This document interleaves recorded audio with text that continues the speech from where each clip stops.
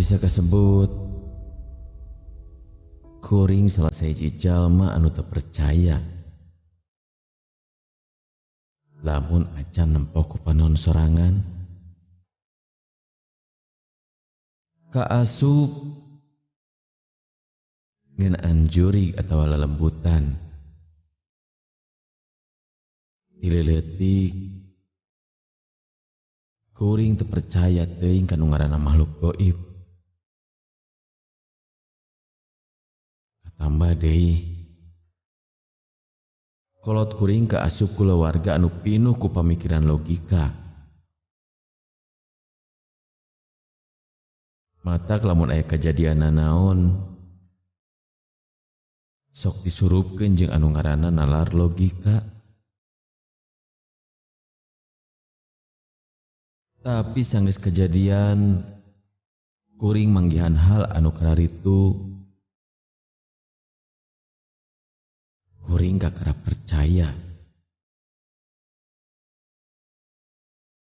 yen makhluk gaib salianti jelema bener-bener memang nyata ayana jeung paguluwota dina kahirupan urang sok sanajan dina alam anu lian. Kejadian ieu kaalaman ku kuring kurang leuwih 3 tahun katukang, di mana harita waktu kuring digawe jadi perawat di salah sahiji rumah sakit.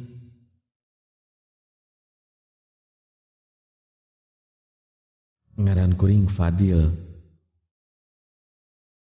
umur kuring 27 tahun. Panganjerakan kuring di Cianjur. Sanggeus kuring lulus kuliah,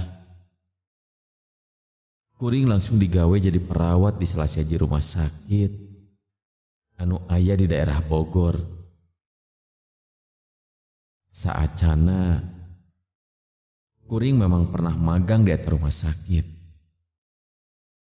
Nepikeun ka kuring ditarik jadi perawat keur digawe di eta rumah sakit. Ku sabab jauh lamun kuring kudu bulak-balik ti Cianjur ka Bogor, nya kuring oge ngekos di tempat anu teu jauh ti rumah sakit tempat kuring digawe.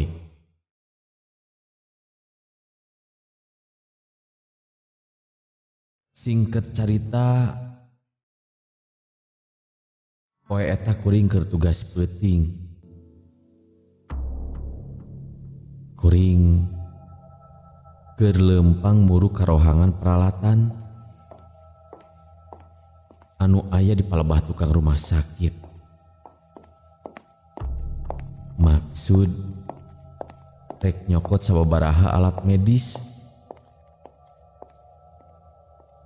Lamun asup wanci peuting memang karasa rada keung. Komo deui rohangan anu aya di tukang eta. Salianti kurang caang keayaanana,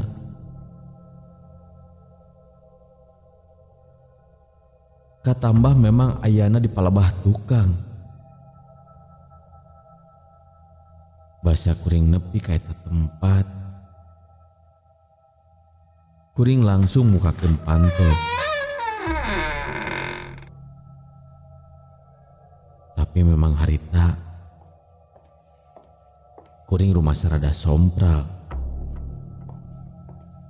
Jadi waktu kuring asup ka eta rohangan, kuring langsung cacarita, "Widih, buat kapoe kieu. Tak pantes we lamun loba jurigan. Tak naon atuh lamun make lampu teh anu caang sakalian. Kumaha lamun jadi sayang juri gitu nya." Teu lila ti harita, ujug-ujug kadenge ku kuring siga aya soralengkah jelema anu lempang satu kangen kuring. Yak dumadak bulu punduk kuring jual karasa muringkak. Padahal harita teh waktu masih kene jam 8 peuting. Dina kaayaan kitu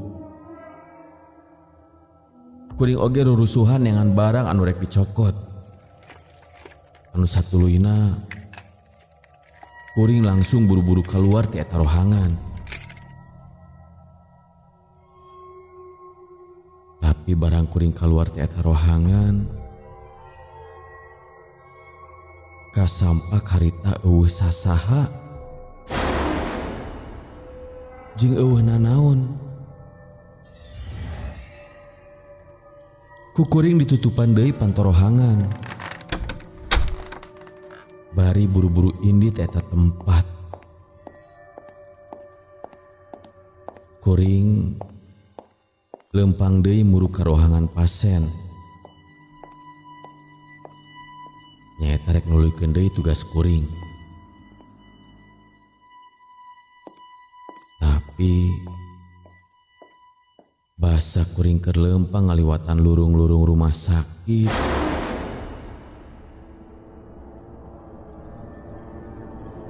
Kuring rada ruas ngarenjak.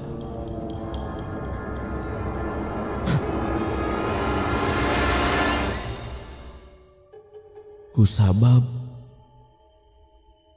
basa kuring keur lempang, sakolebat kuring nempo aya kalangkang bodas anu ngaliwat palebah hareupeun kuring. Katempona gancang pisan dina ngolebatna. Kuring ngarandeg heula sakedapan. Bari rada merhatikeun kaayaan di sabudeureun eta tempat.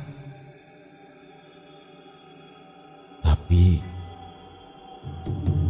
sanggeus diperhatikeun ku kuring, puguh eueuh nanaon. Panasaran kuring nempoan ka palebah kenca jeung ka tuhu. Tapi bener-bener memang eueuh sasaha. Ku kuring saukur lurung panjang anu kosong satungtung katempo ku kuring. Barang kuring rek nuluykeun deui lengkah,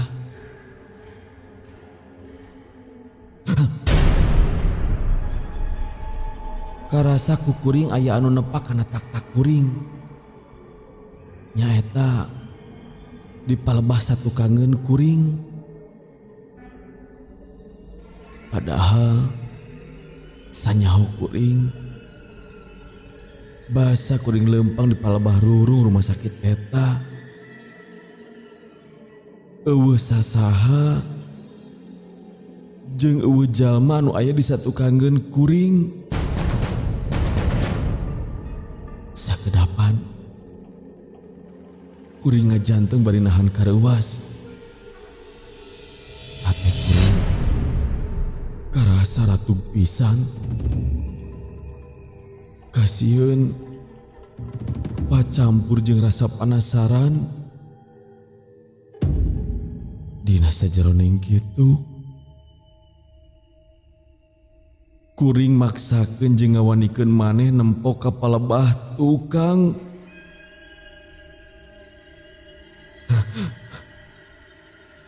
Sing horeng.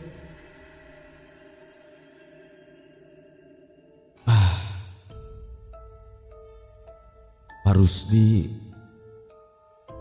salah saji satpam di eta rumah sakit.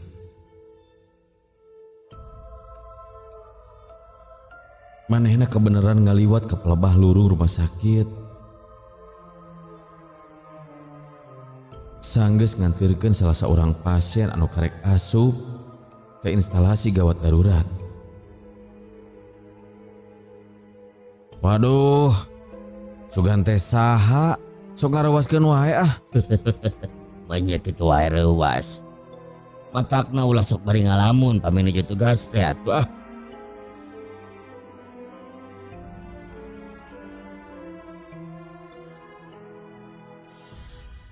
Sanggeus nyaho yen anu nepak tak kuring teh Pak Rusdi. Nya kuring nuluykeun deui lengkah. Muru karohangan pasien anu jarakna geus teu pati jauh. Di tempat kuring papanggih jeung satpam rumah sakit teh. Teu karasa waktu geus kaliwat. Harita dina jam dinding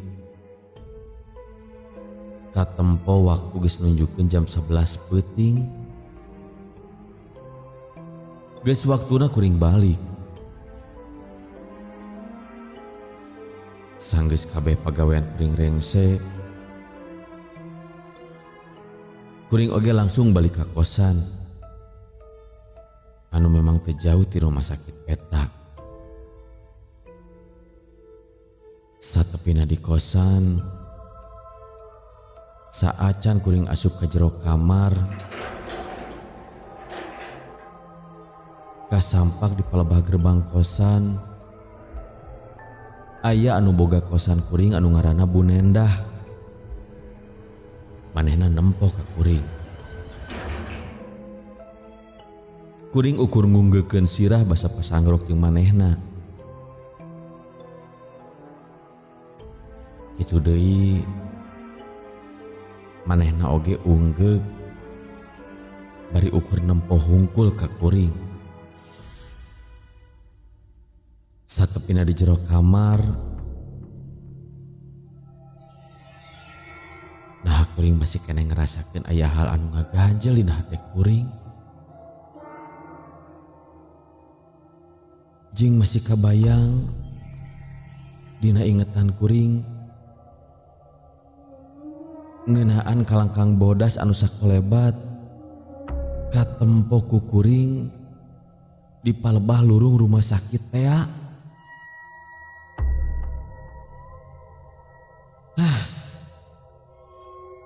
Kuring nyobaan teu nginget-nginget kana eta kejadian. Sanggeus kuring bebersih, nya kuring mutuskeun gewat-gewat ngareureuhkeun awak anu geus karasa capek pisan. Sangkan kuring bisa buru-buru sare. Nepikeun basa kuring geus mimiti rek ngalenyap sare. Ujug-ujug kadenge ku kuring aya sora panto diketrok di saluareun kamar kosan kuring. Kuring maksakeun cengkat di tempat sare kuring.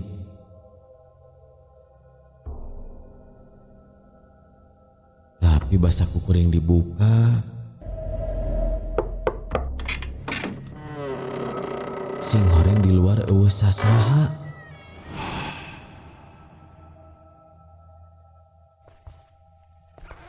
Kukuring diperhatikan sabudeureun luar kamar. Puguh memang usaha saha. Nya kuring oge nutupkeun deui panto anu maksud rek nuluykeun deui sare. Karek oge salengkah kuring leumpang.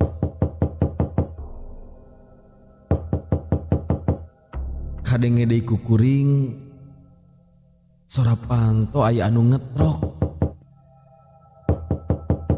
Kuring siget langsung nguakeun deui panto harita keneh. Bari nyarita, saasi anu kaketrok wae kana panto.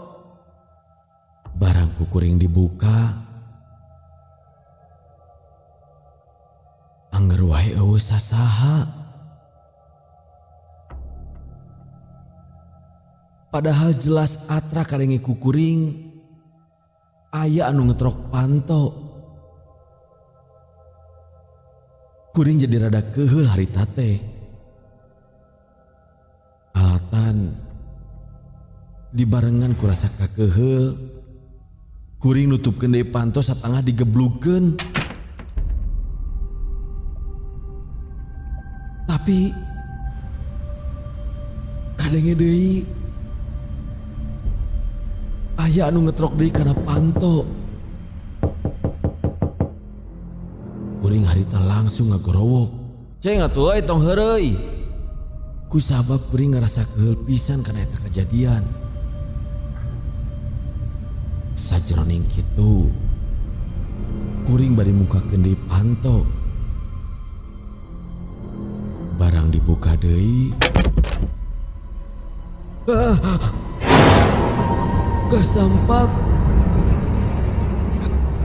kasampak aya nama aya hiji awewe anu ngajanteng hareupeun lawang kamar kuring. Bukna panjang satak-tak. Bari beungeutna katempo menipias pisan. Manehna make baju bodas, leungeun pondok anu rada dekil papakeanana. Anu mata kuring sieun harita. Katempo ku kuring panon eta awewe bodas kabeh. Tampal sukuna nyeker. Jeung dina palebah beungeutna katempo sidik pisan. Urat-uratna raranteng. Kuring langsung luncat bari nutupkeun deui panto satarikna. Anu satuluyna kuring lumpat muru ka tempat sare kuring. Tapi harita hawana karasa pisan matak pikasieun. Kuring ngarasakeun yen eta makhluk teh masih kena aya di hareupeun lawang kamar kuring. Kuring diharudung ku simbut bari babacaan sabisa-bisa.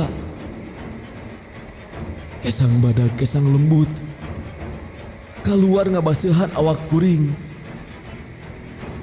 Alatan kuring nandangan rasa kasieun anu kacida. Anu teu karasa ku kuring harita. Kuring jadi teu inget di bumi alam.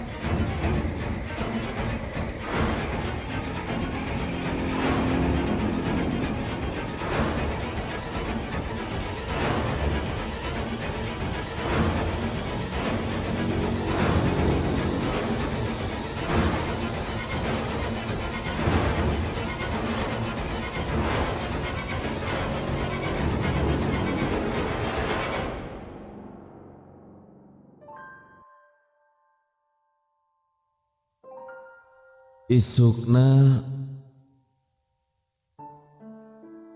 kuring kahudangkeun kudu kaketrok kana panto kamar kuring. Barang kuring mukakeun panon, sing horeng panon poe geus nyebrot asup ka palebah jandela kamar kuring. Jeung anu kaketrok teh sing horeng anu boga kosan nya eta Bunendah teh.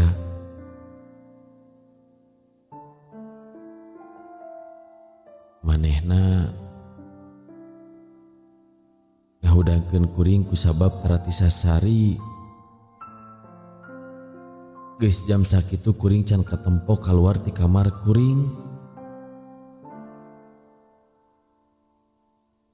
Satadina kuring embung cacarita ngeunaan hal anu kaalaman ku kuring tadi peuting.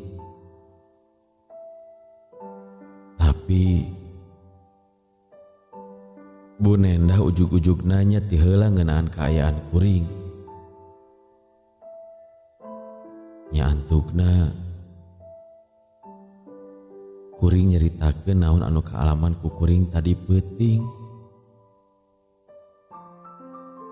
Puguh sanyaho kuring.